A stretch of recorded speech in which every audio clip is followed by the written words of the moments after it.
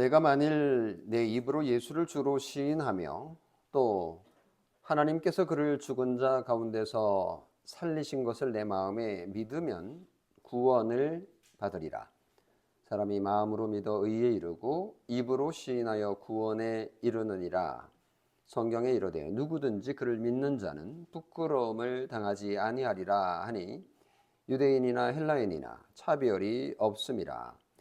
한 분이신 주께서 모든 사람의 주가 되사 그를 부르는 모든 사람에게 부요하시도다. 누구든지 주의 이름을 부르는 자는 구원을 받으리라. 그런즉 그들이 믿지 아니하는 자를 어찌 부르리요? 듣지도 못한 이를 어찌 믿으리요? 전파하는 자가 없이 어찌 들으리요?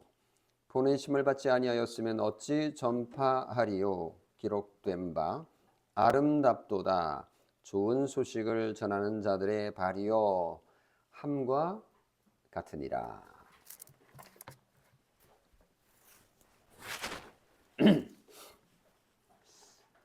명절 설교가 제일 난감합니다.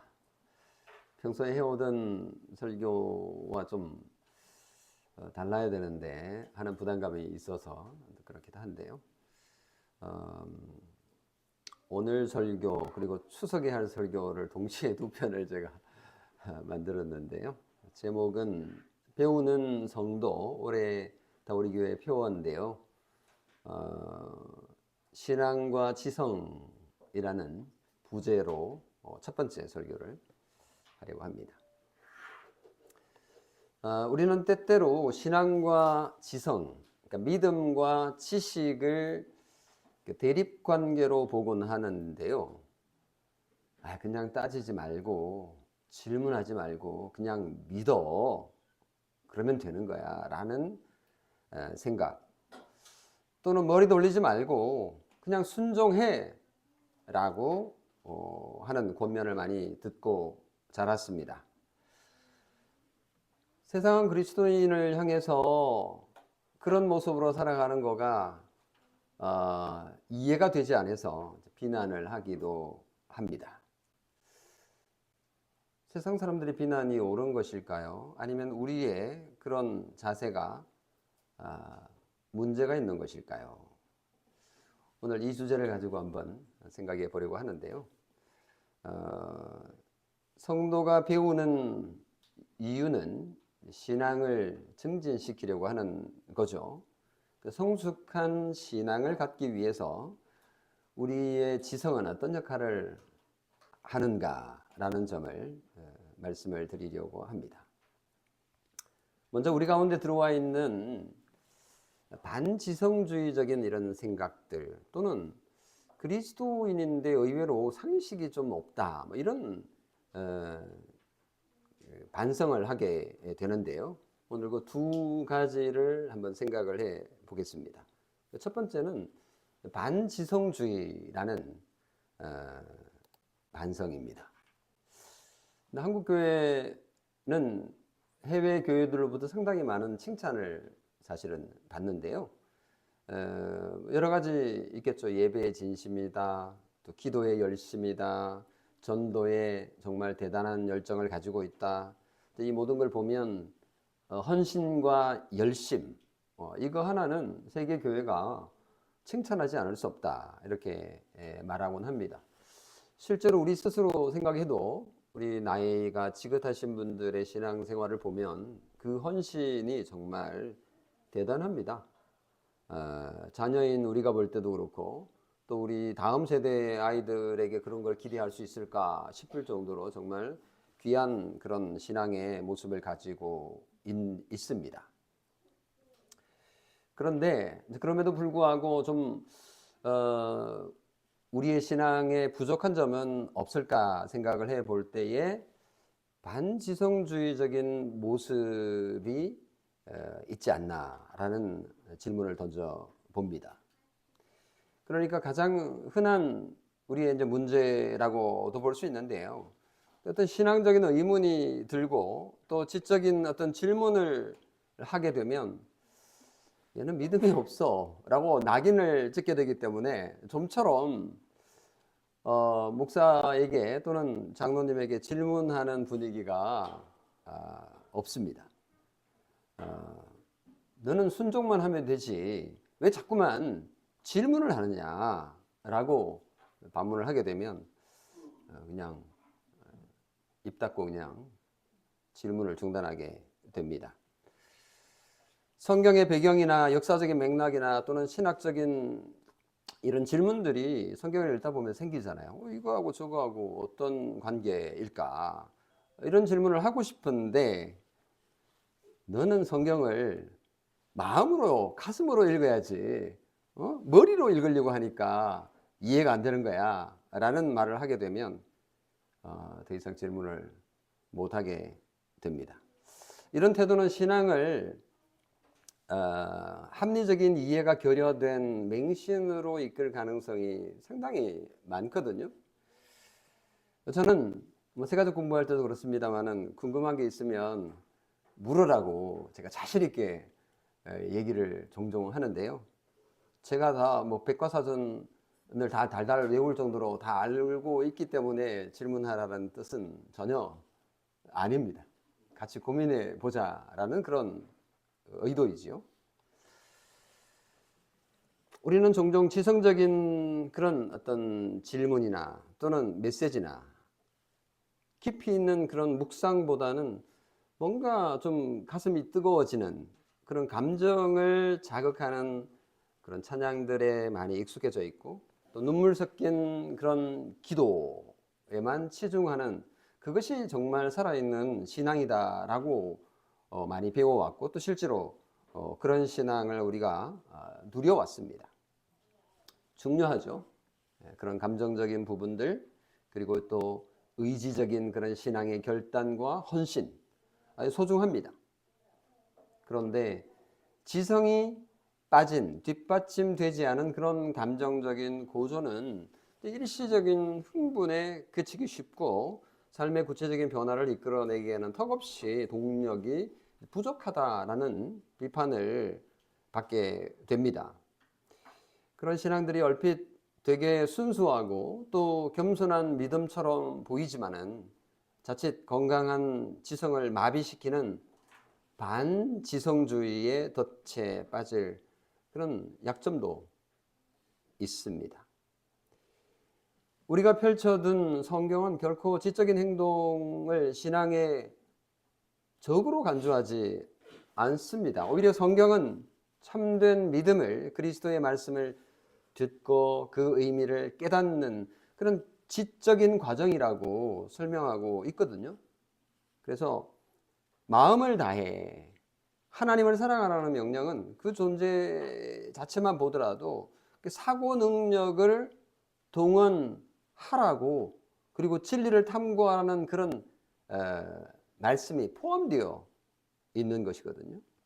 마음으로 믿으라고 할 때 그 마음이라는 단어 안에는 지, 정, 의가 다 포함된 개념이기 때문입니다.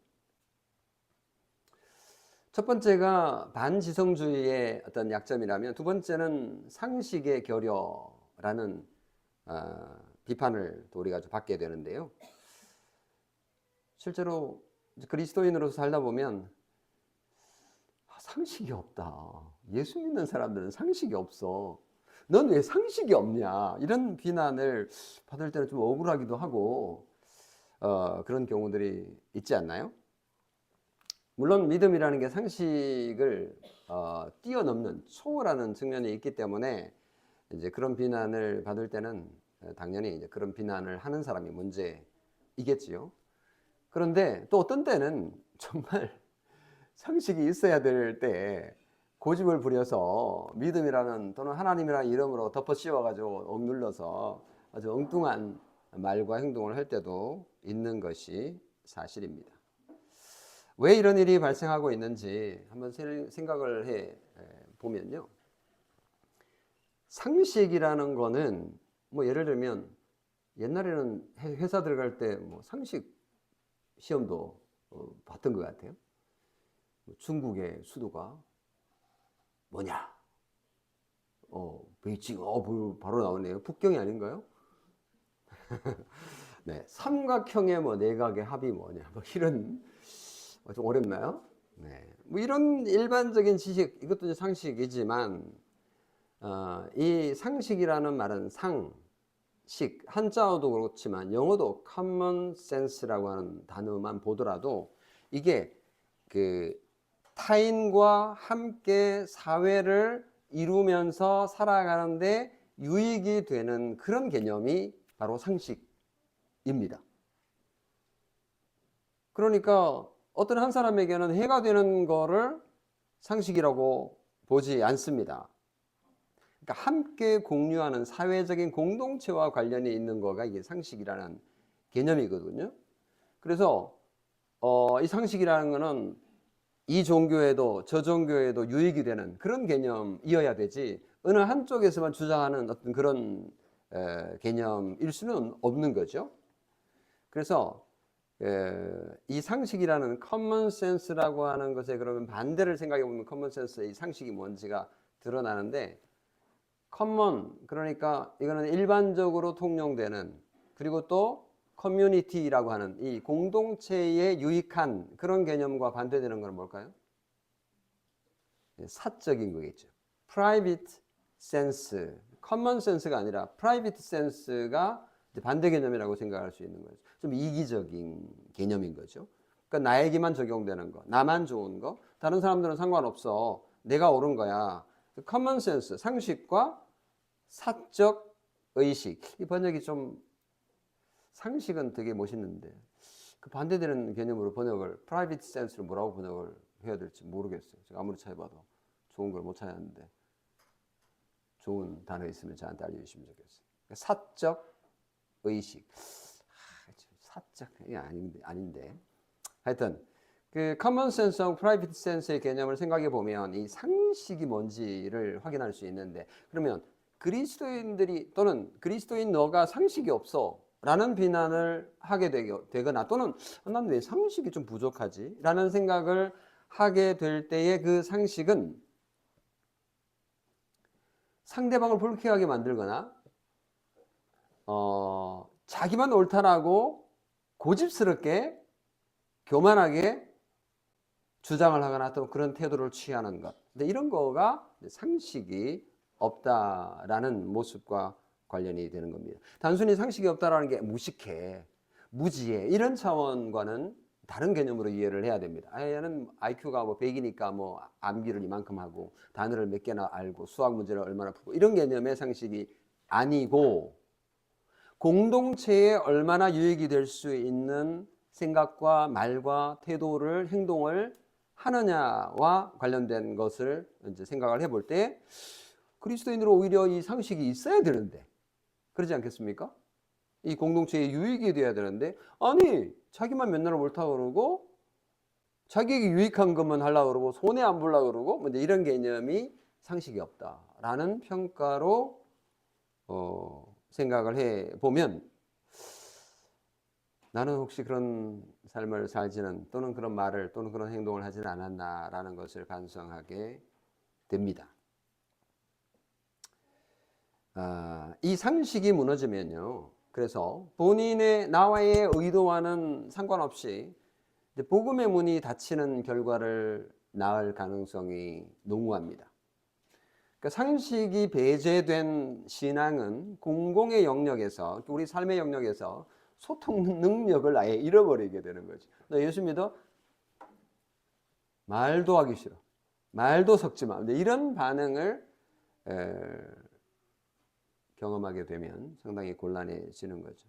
기독교가 상식 밖의 종교입니까? 천만의 말씀입니다. 상식 밖의 종교가 아닌 거죠. 일상과 사회 속에서 나타나는 우리가 살다 보면 나타나는 경험하게 되는 상식 없는 그리스도인의 모습 나에게는 없는지 한번 살펴볼 일인데요. 좀 더 구체적으로 한번 생각을 해볼게요. 상식이 없는 모습이 어떤 삶인가? 가장 흔한 모습으로 제가 한번 생각을 해봤는데 우리만의 논리 또는 우리 교회만의 논리를 모두의 논리로 이렇게 착각하는 자세입니다. 이제 그게 뭔가 이제 이런 거죠. 공공장소에서 배려심이 없는 거예요.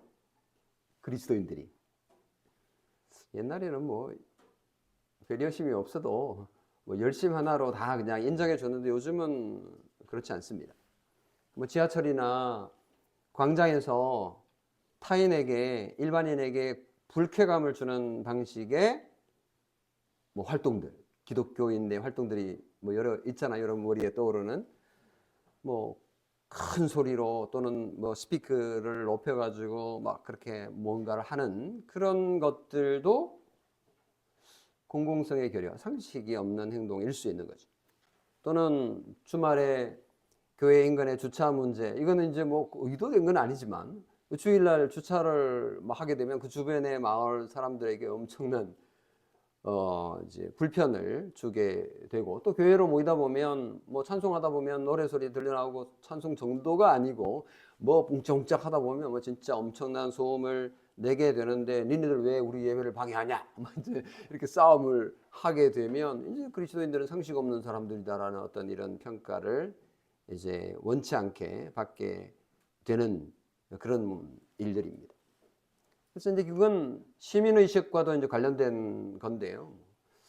쓰레기 분리 배출이나 뭐 교통법규 준수나 층간소음의 배려 문제나 이런 것들도 사실 그리스도인들이 이런 부분에 있어서 정말 지혜롭게 잘 할 필요가 있는데, 의외로 뭐 그런 거 가지고 뭐 그래 열심히 기도하고 예배 드리는 너보다 드리고 있기 때문에 난 너보다 훨씬 우위에 있어 라는 어떤 생각들이, 이게 상식이 없는 공공성 교류의 모습일 수 있다라는 거죠. 그리고 또 이제 배타적이고 상당히 무리한 소통 방식도 이제 여기에 속한다고 볼 수 있는데요. 신앙을 가진 그리스도인이라는 이유로 다른 어떤 뭐 예를 들면 형제들이나 또는 주변에 있는 사람들에 대해서, 그리고 그들의 생각에 대해서 되게 무시하는 태도, 우리가 볼 때는 믿지 않는 사람들의 그 철학이나 또는 생각들이 정말 안타깝잖아요. 그런데 그렇다고 해서 그들에게 함부로 대하거나 인격적인 모독을 주는 것은 정말 상식적이지 않은 거죠. 우리 그리스도인들이 주로 이제 좀 이런 태도를 많이 가지잖아요. 답정너, 답을 답은 정해져 있으니까 너는 대답만 해라 라는 식의 있던 이런 대화들, 이런 모습들이 이제 상식이 없다라는 평가를 받게 되는 거죠. 타인의 고민이나 아픔을 깊이 공감하기보다는 기도도 안 해보고 말이야, 기도하면 다 해결돼 라고 그냥 못 박아 버리거나, 하나님이 벌 주시는 거야 라고 한마디 해버리면 그냥 끝나버리는 식의 성급한 신앙적인 정답을 내려 주는 이런 태도들, 이런 것들이 상식적인 수준의 인간적인 예의를 가지지 못하는 모습이 아닌가라는 생각을 해봅니다. 그리고 이원론적인 그런 생각들도 또 상식적이지 못한 부분인데요. 교인이 아니거나 다른 종교를 가진 사람들을 잠재적인 죄인은 취급을 하거나 또는 마귀 자식 대우를 하는 이런 모습들, 그리고 일반적인 일상 대화나 관계를 그냥 아예 거부해 버리는 이런 폐쇄적인 모습들은 정말 상식적이지 않은 거죠.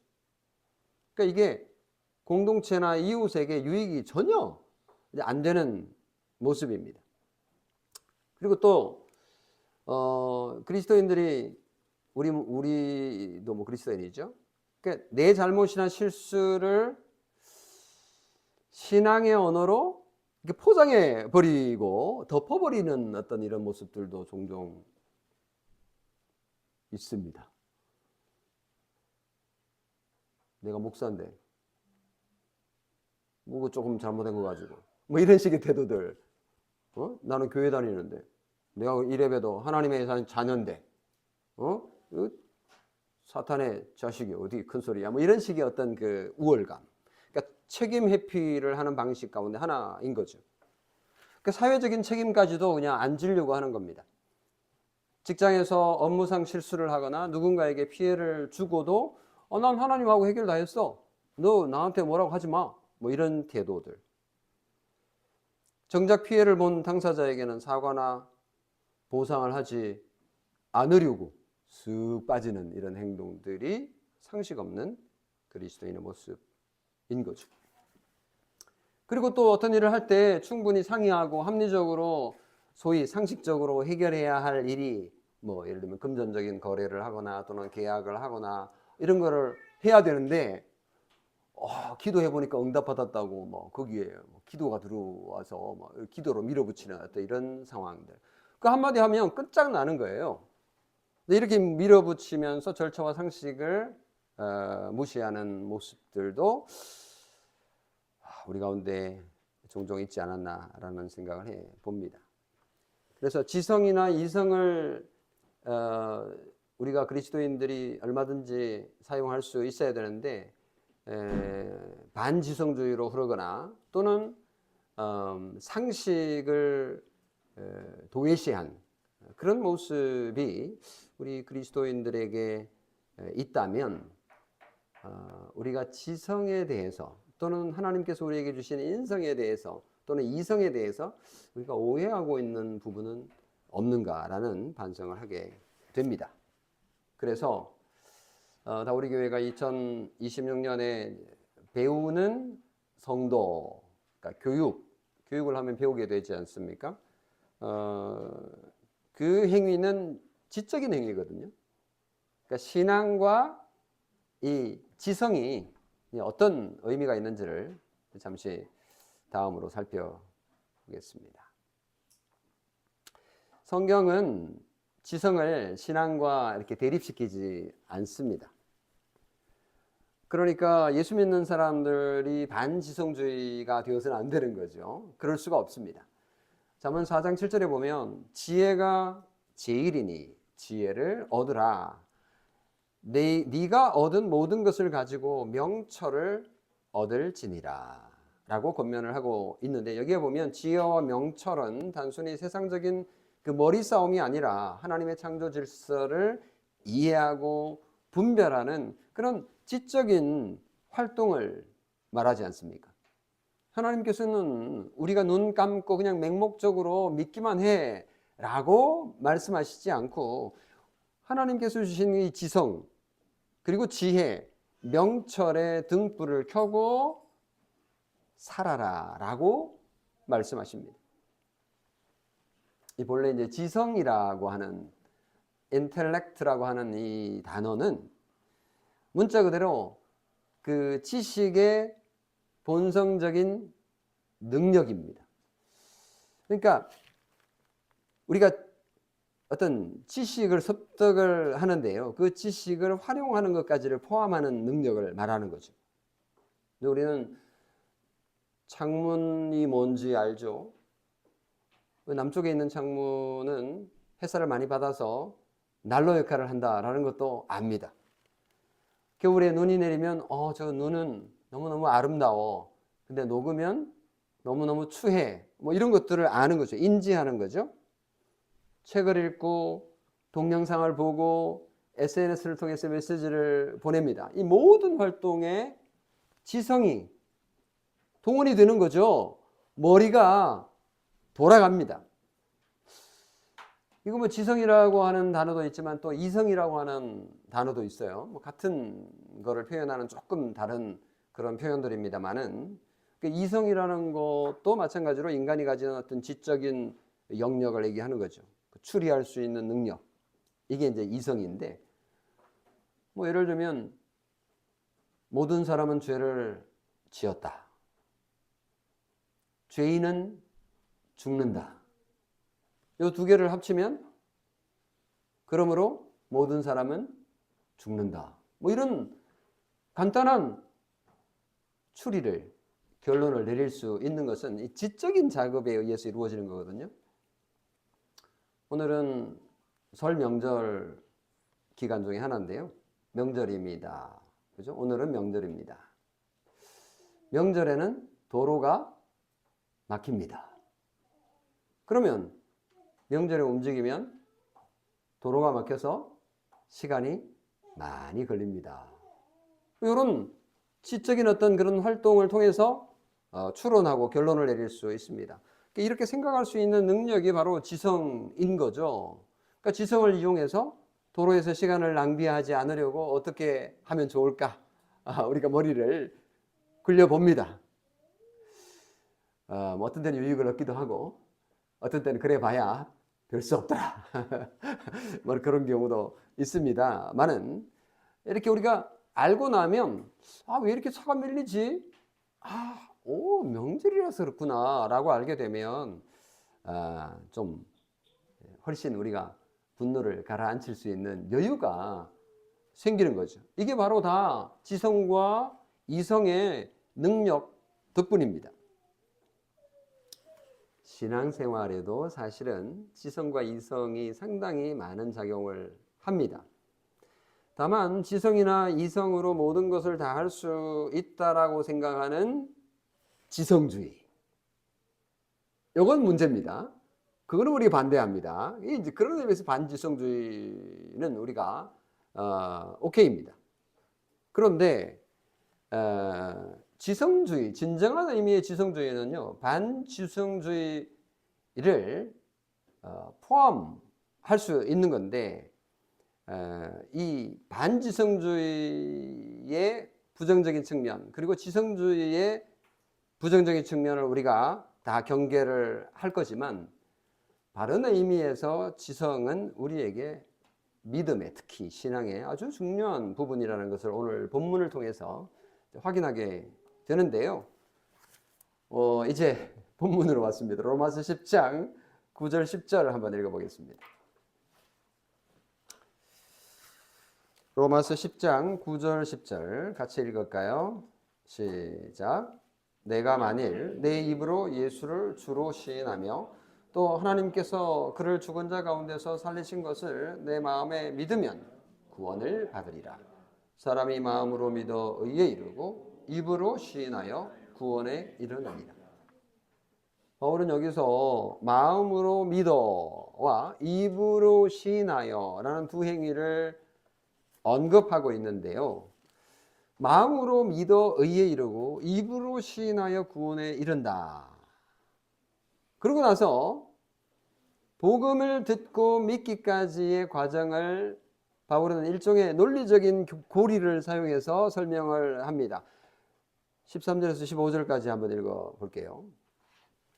거기 보면 13절에서 15절까지 누구든지 주의 이름을 부르는 자는 구원을 받으리라. 같이 읽어요. 그런즉 그들이 믿지 아니하는 이를 어찌 부르리요? 듣지도 못한 이를 어찌 믿으리요? 전파하는 자가 없이 어찌 들으리요? 보내심을 받지 아니하였으면 어찌 전파하리요? 기록된 바 아름답도다 좋은 소식을 전하는 자들의 발휘함과 같으니라. 보십시오. 복음을 전하도록 보냄을 받은 사람이 있습니다. 복음, 다시 말하면 그리스도의 말씀을 들으면 믿든지 믿지 않든지 할 거 아니에요. 그리고 믿으면은 주의 이름을 부르게 되잖아요. 주의 이름을 부르는 모든 사람은 구원을 받습니다. 자, 보세요. 이 모든 과정 속에 이 논리적인 단계가 인정되고 있습니다. 바울은 이 논리적인 관계를 사용하고 있어요. 복음을 전하도록 보냄을 받는 데서 구원에 이르기까지 6단계가 여기 보이는데, 첫 번째는 보내죠. 그러면 전합니다. 그리고 나서 듣게 되고요. 들은 것을 믿고 주의 이름을 부르고 구원을 받게 됩니다.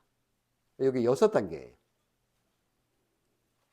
그러므로 믿음은 들음에서 나며 들음은 그리스도의 말씀으로 말미암았느니라 라고까지 이제 결론을 내게 되는데, 우리 주제와 관련해서 우리가 오늘 전하는 말씀과 관련해서는 들음과 믿음의 요 연결고리에 지성이 작용을 하게 되는데요. 여기 이제 핵심 지점입니다. 그러니까 우리가 말을 하게 되면 이게 퍼져나가서 여러분들의 귀에 닿게 돼서 여러분이 듣게 됩니다. 여러분 듣죠? 그러면 들으면 어떤 작용이 일어납니까? 들으면 여러분의 머릿속에서 지성이 작동이 돼가지고 그 의미를 찾아냅니다. 저게 무슨 의미가 있지? 대체로 이제 우리가 자주 듣는 말들이기 때문에 뭐 바로 그 의미가 깨달아집니다. 어떤 단어를 듣게 되면 그 의미를 바로 파악하게 되죠. 그래서 복음을 전하는 목사의 설교를 듣게 되면 우리의 지성은 그 복음이, 그 메시지가 무슨 뜻인지를 파악을 하게 되는데 이게 지성이 작동이 되는 거예요.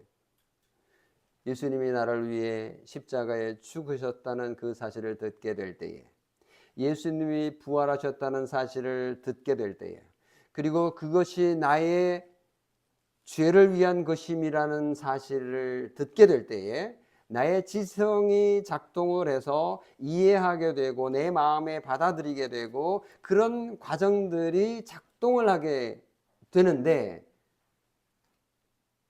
우리가 반지성주의를 주장할 수 있겠습니까? 신앙은요, 이 지성을, 이성을 사용합니다. 그리고 이 지성은 신앙을 돕습니다. 그런 의미에서 무턱대고 믿기만 하면 된다라고 말하는 것은 반쪽짜리 복음인 거죠. 무턱대고 아멘하고 믿으라라는 것은 하나님께서 원하시는 믿음이 아닌 거죠. 그건 그냥 보지도 않고 맹신 믿어라라고 하는 것입니다. 상식으로도 이해할 수 없는 말에 박수를 보낸다면 이것은 비상식적인 행동이 아닐까요? 감정적이고 일시적인 종교적인 흥분에 의지해서 우리의 신앙이 세워진다면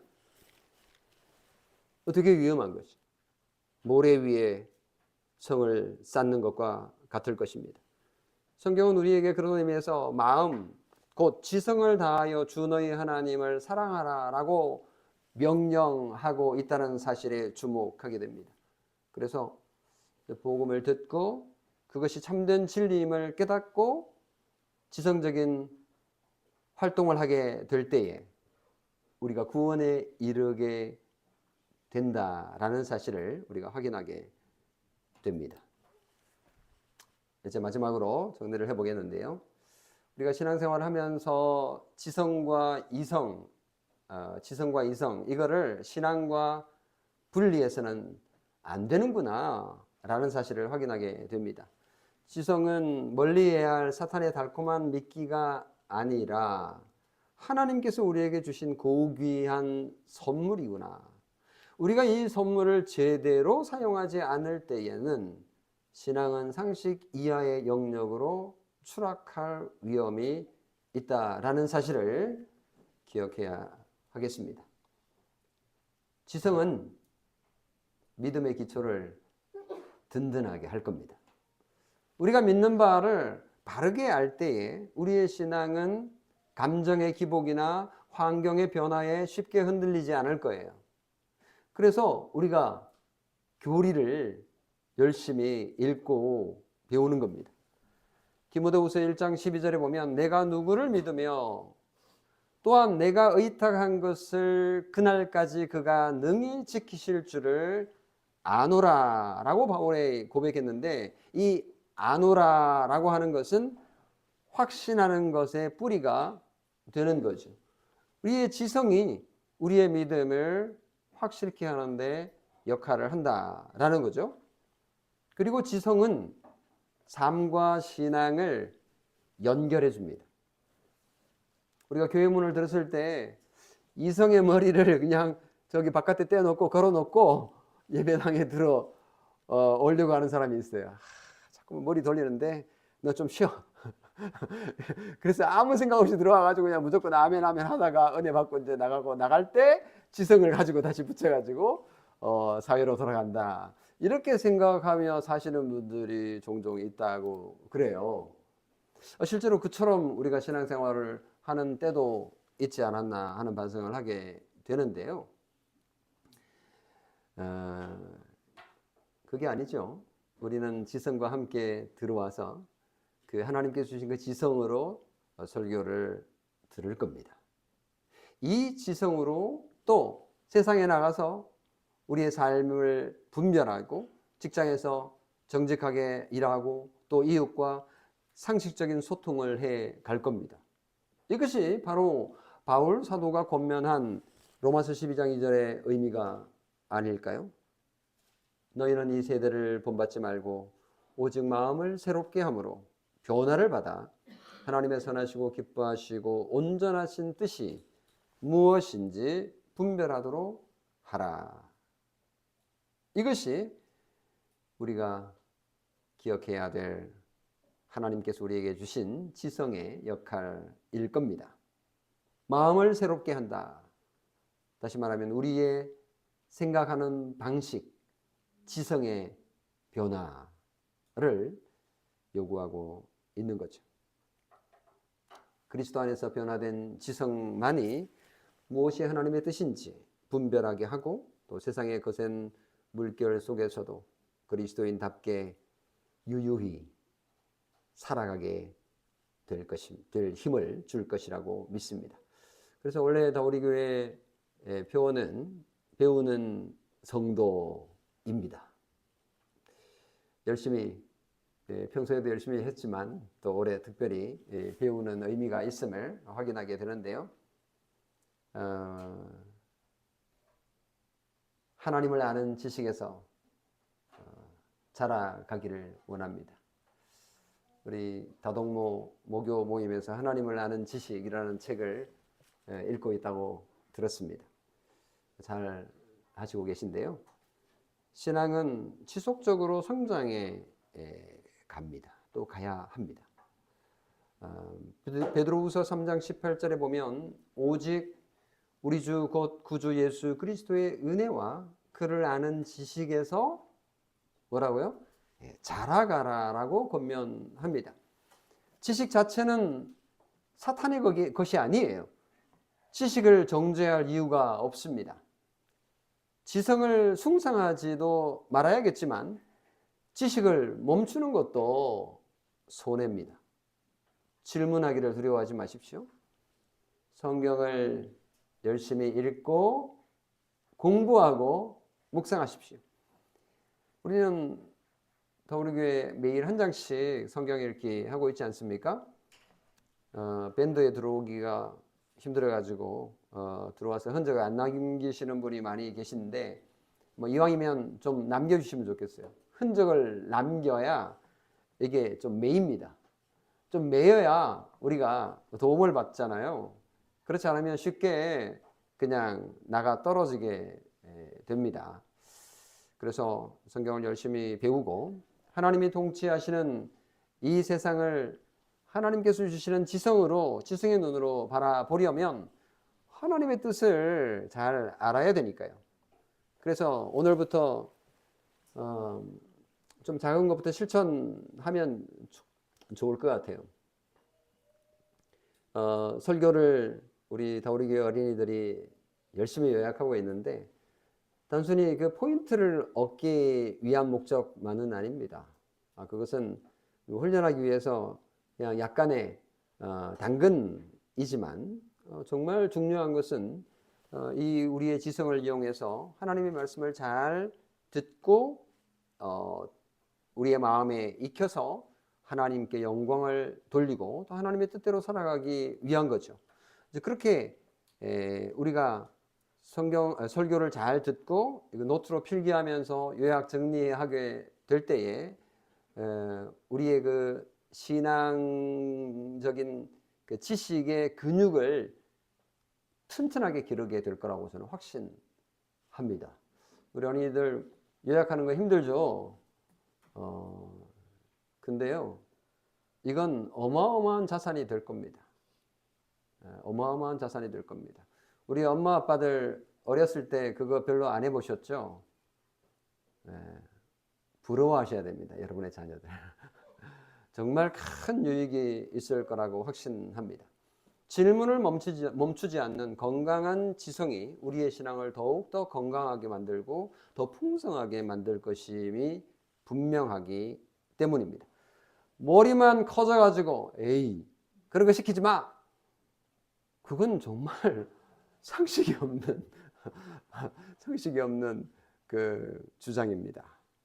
예. 뭐 이렇게 하다 보면 우리의 진짜 머리만 커져서 삶은 부족한 그런 모습이 보일 때가 있을 겁니다. 그럴 때는 빨리 또 깨닫고 그 부분을 강화해야 되는 건 맞지만, 그렇기 때문에 이것을 할 필요가 없다라고 하는 것은 상식이 없는 반지성주의적인 생각임이 틀림이 없습니다. 말씀을 마무리하겠습니다.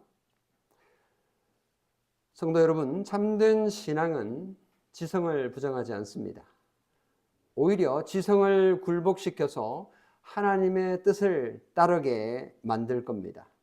맹목적인 열심에 머물지 말고 깨어있는 지성으로 하나님의 말씀을 깊이 이해하고 그 진리 위에 굳건히 서시기를 바랍니다.